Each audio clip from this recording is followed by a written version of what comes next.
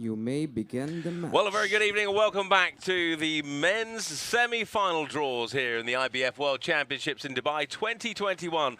Already through to the men's final is Team Singapore. But who will be joining them? We've got Team Korea or Team Malaysia to see who's going to be taking on the fabulous Singapore team and a great performance they had in that very first semi-final a moment ago. The crowd are waiting. There, right in front of our eyes. We can indeed. So last night we've seen some great performances from the Korean team, and this young man was no exception. Let's see if he can continue on that rich vein of form that we saw him with last night in the trios. He certainly can. He certainly can. He was almost unstoppable last night, and of course we saw his action. We saw a lot of this draw into those centre pins. He's a great bowler, this young boy, isn't he? But this, the Koreans and Singapore teams have come into fruition. The cell phones with the messages come up. The mobile phones will be coming up with various messages of love and support and everything else that I can't read that'll be played out on the supporters' stands tonight. Back to Korea, though. This gentleman last night as well was performing out of his skin. Really great performance. And again, keeping up that fabulous, rich vein of form. So coming up next after this one, when we find out who's going to be in the finals joining Singapore, we have the mixed team event. Dom, tell us a little bit about the mixed team event. Doing right now. I started off with 2 strikes, make that 3 strike. I was going to come up with a bit of a word of wisdom there, but not only do I never have any word of wisdom, but also the fact is that I think these Korean boys are, you know, they were unlucky last night, but they lost out to a great performance last evening and, of course, worthy winners. But I think this could be their moment because I think, you know, we saw Singapore do a fabulous job in the last round, but the Singapore players... Now, I can't tell if that was moving or not, so I don't know if that counts. That comes down to Kirk von Kruger. I think that's going to have to make a judgment call. Looks like if we're moving on this quickly, it looks like it's going to count as a spare. Yeah, it looks like it. That's an interesting call. I mean... You spotted that.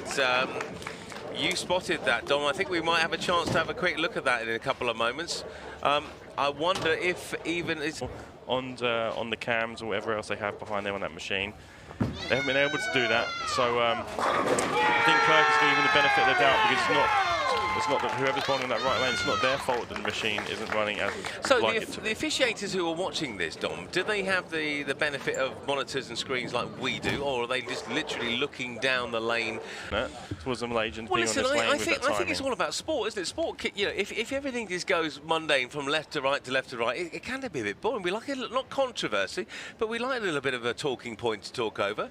Otherwise, you and I would just be talking about strike after strike after strike otherwise. And the way it's going right now, going into the 5th frame, or into the 6th frame for the Koreans with another strike, they're going to be about 60 pins ahead anyway. This is looking light and making their way through the team's finals. We'll come back to the question I asked you a few questions ago, just before we had the pin setter issue. But Korea, look at that.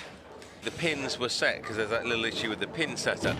Are there any marks where the manual pin setting can be done? Is that the case? Absolutely, yeah. So everything used to be in bowling. If you go back to the 60s, it was manually put up. That's what they used to do. They're pin boys, and I think that's what they were called back in the 60s, 70s. So we'd have, wouldn't be any machinery at all. You would, even before then, I think the first mechanical part of machinery, and I'm sure I'm wrong with this, but I think it was 60s. But before then it was pin spotting. Before. In the recollection of the game of 10-pin bowling, AJ's with us still from his victory from last night. He's still got his medal on. He's been cuddling it all night. Matt's in the background. Has there ever been a perfect 300 outdoors? We've got 4 geniuses, well, 3 geniuses working on it. AJ says he's done it. He has one in his back garden, he sets them up.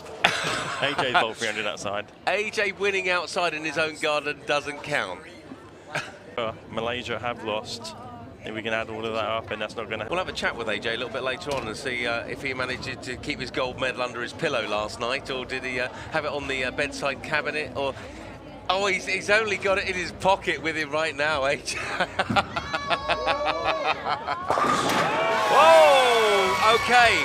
We could be, ladies and gentlemen, on the verge of making world history outdoors in bowling.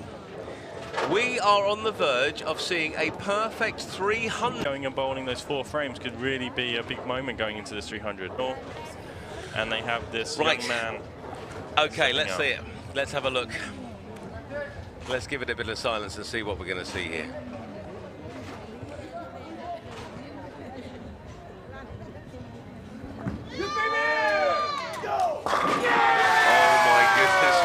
That is amazing, absolutely amazing. Ladies and gentlemen, wherever you are watching this cast around the world, wherever you're listening to it around the world, we are on the verge of making World Championships outdoors, where we see this person sort of on the edge of their seat, looking forward, hoping for Gwen G right now. Let's have a look.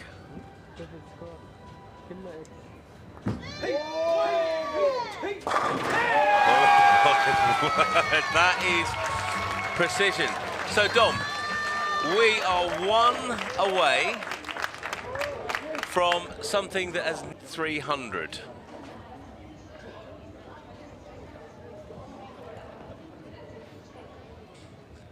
Here at the IBF World Championships, this will be the first time that an outdoor 300 has been scored. Early here in Dubai, here we go.